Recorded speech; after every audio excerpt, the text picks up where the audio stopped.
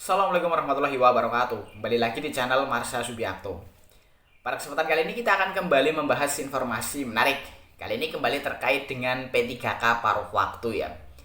Jadi kemarin kembali ada informasi atau berita menarik berkaitan dengan P3K paruh waktu ini. Berita atau informasinya datang dari Ketua Asosiasi P3K Indonesia gitu ya.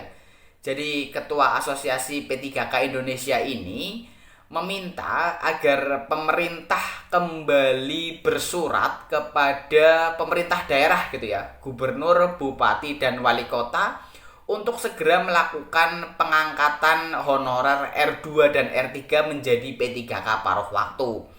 Karena jika hanya dengan surat dari Kementerian Dalam Negeri dan keputusan Menteri Pan-RB nomor 16 tahun 2025 tentang P3K paruh waktu, ternyata belum cukup kuat menjadikan pemerintah daerah segera melakukan pengangkatan honorer R2 dan R3 menjadi P3K paruh waktu gitu ya.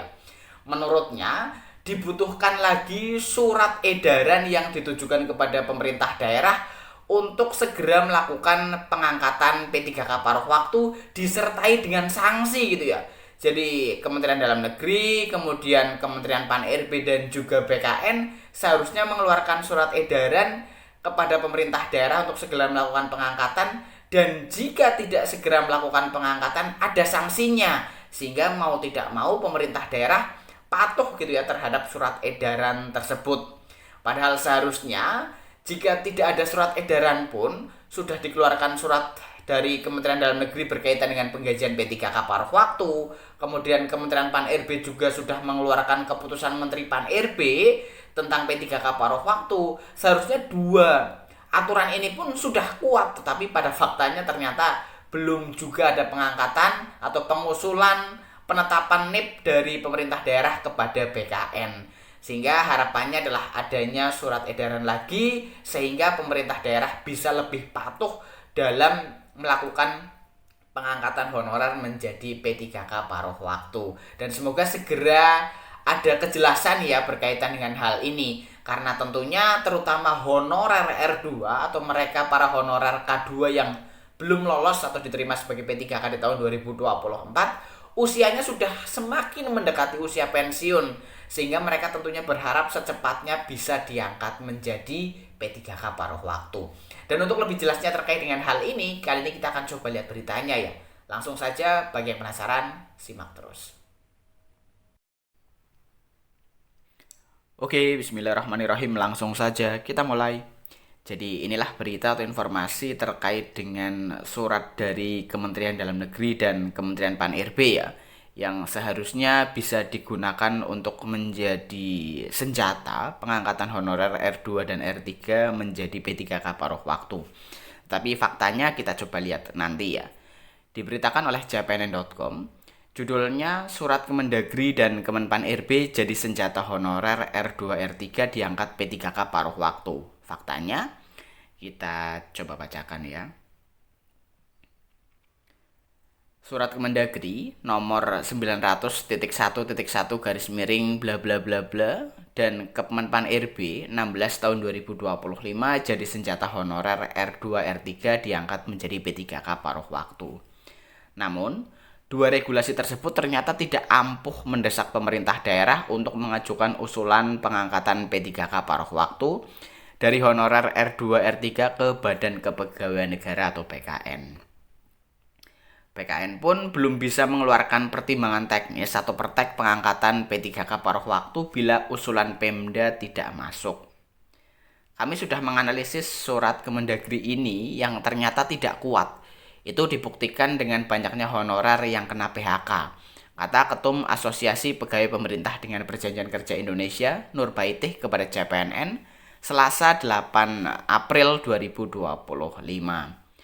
Dia menilai pernyataan BKN bahwa honorer R2 R3 tanpa kode L tidak masuk dalam penuntasan Oktober 2025 membuat Pemda makin bersemangat untuk tidak mengajukan usulan P3K paruh waktu.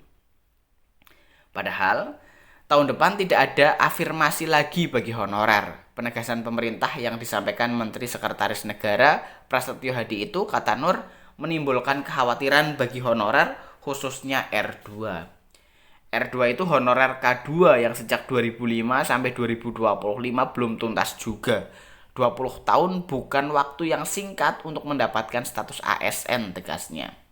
Awalnya, ujar Nur, adanya 2 surat sakti dari Kemendagri dan Kemenpan RB memberikan secercah harapan bagi honorer R2 dan R3 yang tidak lulus P3K 2024 tahap 1.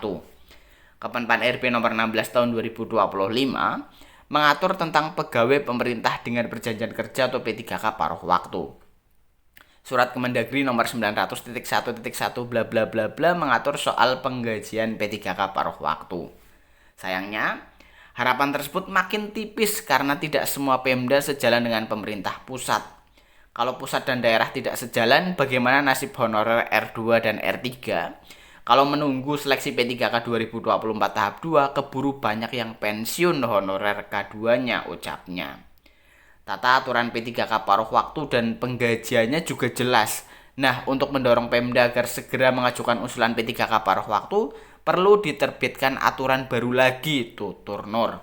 Aturan baru, kata Nur, berupa surat edaran Menpan RB dan Kepala BKN ke daerah-daerah agar segera memproses honorer R2 R3 untuk segera mengisi daftar riwayat hidup, juga seperti P3K tahap 1. Jika mereka sudah mengisi daerah P3K dan sudah terkunci, maka honorer aman. Tidak ada lagi yang kena PHK atau diberhentikan. Dia menyarankan agar surat edaran tersebut dicantumkan juga dengan sanksi bagi Pemda yang tidak mengusulkan pengangkatan P3K paruh waktu. Sebaiknya ada sanksi agar Pemda mau mengajukan. Sudah banyak regulasi dibuat, tetapi Pemda kan mengulur-ulur waktu terus, ucapnya. Sebelumnya, Kementerian Dalam Negeri menerbitkan surat terbaru yang berkaitan dengan P3K paruh waktu. Honorer yang sudah kena pemutusan hubungan kerja atau PHK bisa selamat. Surat Kemendagri nomor 900.1.1 bla bla bla bla tertanggal 14 Februari 2025 dan ditandatangani PLH Direktur Jenderal Bina Keuangan Daerah Kemendagri Horas Panjaitan itu ditujukan kepada gubernur, bupati, wali kota seluruh Indonesia. Dirjen Horas menjelaskan, terbitnya surat tersebut karena adanya pertanyaan dari beberapa pemerintah daerah atas penganggaran gaji bagi P3K paruh waktu. Alasan lainnya ialah karena ada amanat pasal 66 Undang-Undang Nomor 20 Tahun 2023 tentang Aparatur Sipil Negara yang menyatakan bahwa pegawai non-ASN atau nama lainnya wajib diselesaikan penataannya paling lambat Desember 2024. Sejak Undang-Undang ASN 2023 mulai berlaku, maka instansi pemerintah dilarang mengangkat pegawai non-ASN atau nama lainnya sebagai pegawai ASN, tegas Horas. Dia menyebutkan, ada 4 petunjuk Kemendagri kepada dengan hormat disampaikan hal-hal sebagai berikut. 1. Bagi pegawai non-ASN yang sedang mengikuti tahapan seleksi, tetap lanjut bekerja dan diberikan gaji sesuai dengan besaran yang diterima sebelumnya. Selanjutnya, sumber pendanaan untuk gaji sebagaimana dimaksud dianggarkan dalam belanja jasa. 2. Pemberian gaji setelah penetapan pengangkatan bagi P3K dianggarkan pada kode rekening sesuai dengan keputusan Menteri Dalam Negeri tentang pemutakhiran, klasifikasi, kodifikasi, dan nomenklatur perencanaan pembangunan daerah dan keuangan daerah.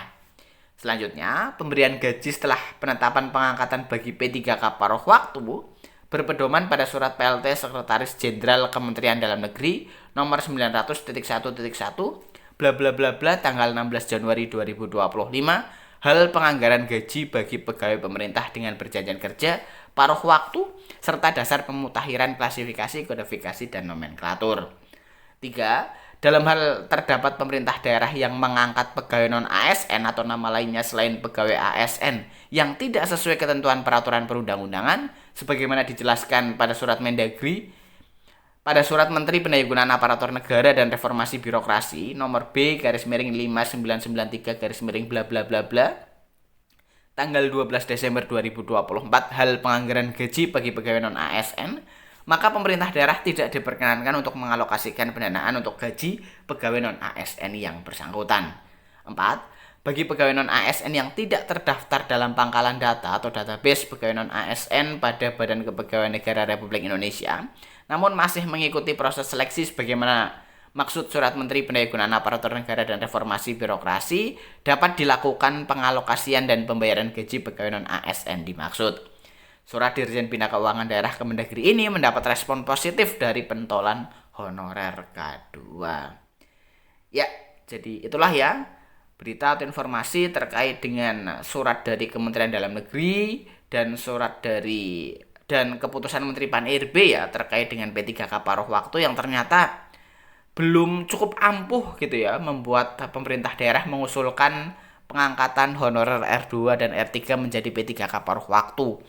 Karena tentunya harus ada surat yang lain gitu ya yang ditujukan kepada pemerintah daerah agar mereka bisa langsung mengusulkan honorer R2 dan R3-nya diangkat menjadi P3K paruh waktu tanpa harus menunggu selesainya seleksi P3K tahap 2. Jadi semoga segera ada respon ya dari pemerintah, terutama Kementerian Dalam Negeri, Kementerian Pan-RB, dan juga BKN, agar pemerintah daerah mau untuk segera mengusulkan pengangkatan honorer R2 dan R3-nya menjadi P3K paruh waktu. Jadi mungkin itu informasi yang bisa disampaikan pada kesempatan kali ini. Jika ada tanggapan atau pertanyaan berkaitan dengan hal ini, teman-teman bisa tinggalkan di kolom komentar. Terima kasih, mohon maaf bila ada kesalahan. Wassalamualaikum warahmatullahi wabarakatuh.